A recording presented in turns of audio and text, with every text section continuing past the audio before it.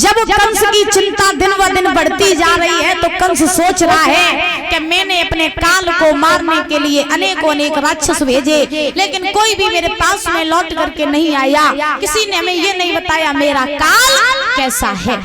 तो कंस अपने महल में बैठ करके सोच ही रहा था। तब तक क्या हुआ कि बाबा नारद का आना हुआ। जब बाबा नारद कंस के पास में आए तो बाबा नारद ने कंस को उदास देखा तो नारद कहने लगे क्या बात है कंस इतने उदास क्यों हो। तो महाराज कंस कहने लगा है बाबा जी बस एक ही चिंता कि मेरा काल नहीं मर रहा है। मैंने बहुत से जतन किए लेकिन मेरा काल नहीं मर रहा है। आपके पास में कोई उपाय हो तो बता दो। नारद ने कहा कंस मेरे पास में एक बड़ा सुंदर उपाय है। कंस बोला बताओ महाराज कौन सा उपाय है। तो बाबा नारद बोले सुनो तुम्हारा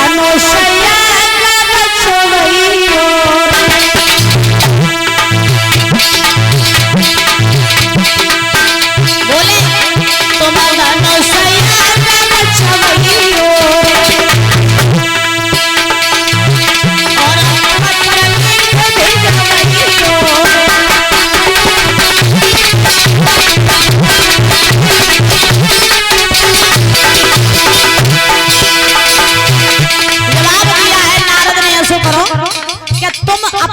मथुरा नगरी में धनुष यज्ञ रचवाओ और धनुष यज्ञ जब तुम रचवाइयो तो कृष्ण बलराम के लिए पत्र भेज दो वृंदावन में और पत्र के द्वारा उन्हें तुम मथुरा में बुलवा लो और जब कृष्ण बलराम मथुरा में आए थे सोई तो उन्हें मार दियो।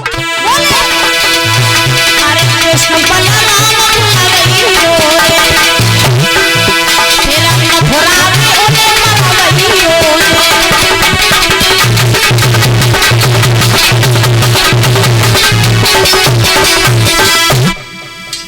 आज ध्यान रखना जैसे इतने वचन कहे कि अपने मथुरा नगरी में धनुष यज्ञ रचवाओ और कृष्ण बलराम को बुलवा लो और जब कृष्ण बलराम मथुरा में आ जाए तब उन्हें मार देना। आज जैसे इतने वचन कहे नारद इतने वचन कह करके वहां से चले गए। इधर कंस ने बिल्कुल विलंब नहीं किया। महाराज कंस ने आज पत्र लिखा और पत्र में लिख दिया है कि हे नंद हम अपने मथुरा नगरी में धनुष यज्ञ रचवा रहे हैं तो कृष्ण और बलराम को तुम मथुरा में भेज देना। पत्र लिख करके बैठ गया कंस। मन ही मन में सोचने लगा कि पत्र तो लिख दिया लेकिन ये पत्र लेकर के जाएगा कौन। तो महाराज आज कंस को विचार आया कि अक्रूर जी ये पत्र लेकर के मथुरा जाएंगे, वो वृंदावन जाएंगे। तो कंस ने अक्रूर को बुलाया और अक्रूर को बुला करके जवाब दिया कंस ने हे अक्रूर ये पत्र लो और ये पत्र ले जा करके वृंदावन में ले जाओ और ले जा करके वहां से कृष्ण बलराम को अपने साथ में ले आओ। अक्रूर जी समझ गए विनाश काले विपरीत बुद्धि, जब विनाश का समय आता है तो बुद्धि अपने आप खराब हो जाती है। अक्रूर समझ गए कंस कृष्ण बलराम के आवे की देरी है तेरे मरवे की देरी नहीं है। हम जा रहे हैं कृष्ण बलराम को लेकर के आएंगे। उसी समय प्यारे श्रोताओं आज अक्रूर ने वो पत्र लिया।